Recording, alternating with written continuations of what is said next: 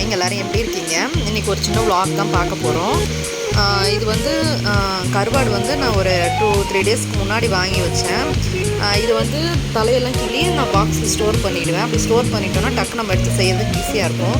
இதே வெளியே வச்சிட்டோன்னா அந்த வண்டு பூச்சியெல்லாம் பிடிக்கிறதால வந்து நான் வந்து ஃப்ரிட்ஜில் வந்து இந்த மாதிரி டப்பாவில் போட்டு நான் ஸ்டோர் பண்ணிடுவேன். ஃப்ரிட்ஜில் வச்சிட்டோன்னா அது ரொம்ப நாளுக்கு நல்லாயிருக்கும். நம்ம எடுத்து கடகடன்னு செய்கிறதுக்கும் ஈஸியாக இருக்கும். சுடுதண்ணியில் போட்டு எடுத்து வாஷ் பண்ணிவிட்டு நம்ம செஞ்சாவே போதும்.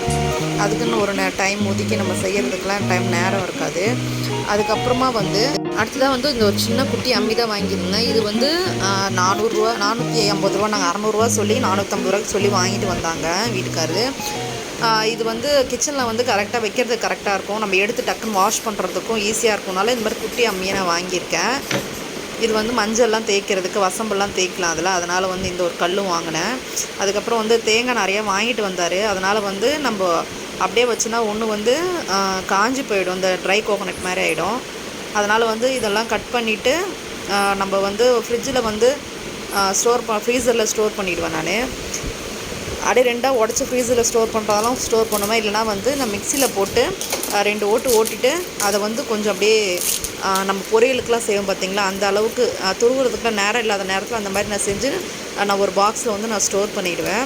சரி, தேங்காய் நிறைய இருக்கிறதெல்லாம் லஞ்சுக்கு வந்து நான் இன்றைக்கி தேங்காய் பால் சாதமே செய்யலான்னு சொல்லிவிட்டு நான் ப்ரிப்பேர் பண்ணிகிட்ருக்கேன். இது ரொம்ப ஈஸி தான். அது எண்ணெய் கொஞ்சம் சேர்த்துக்குங்க, கொஞ்சம் நெய், பட்டை, கிராம்பு, ஏலக்காய், அப்புறம் பச்சை மிளகா, ஒரு வெங்காயம், இஞ்சி பூண்டு பேஸ்ட் இதெல்லாம் சேர்த்து நல்லா வதக்கிட்டு அதுக்கப்புறம் தேங்காய் பால், கெட்டியான தேங்காய் பால், அதாவது 1:2 அந்த மாதிரி ரேஷியோவில் எடுத்துக்கோங்க. ரொம்ப நல்லாயிருக்கும்.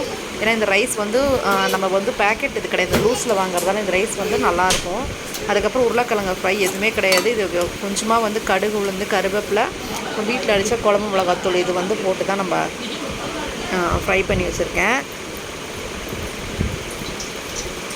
இந்த மாதிரி 2ஆக உடச்சிட்டு இதுக்கப்புறம் எடுத்து ஃப்ரீசரில் வச்சிங்கன்னா இது கூட ரொம்ப நாளுக்கு நல்லாயிருக்கும். அதுக்குன்னு 1 மாதம் வரை நான் அப்படிலாம் ஸ்டோர் பண்ண மாட்டேன். டக்குன்னு காலியாகிடும். இந்த மாதிரி எடுத்துகிட்டு நான் வந்து மிக்சியில் போட்டு அரைச்சி எடுத்து வச்சுருவேன்.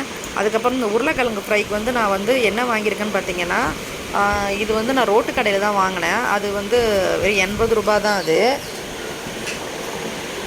உருளைக்கிழங்கு ஃப்ரைக்காக நான் இது பண்ணிகிட்ருக்கேன்.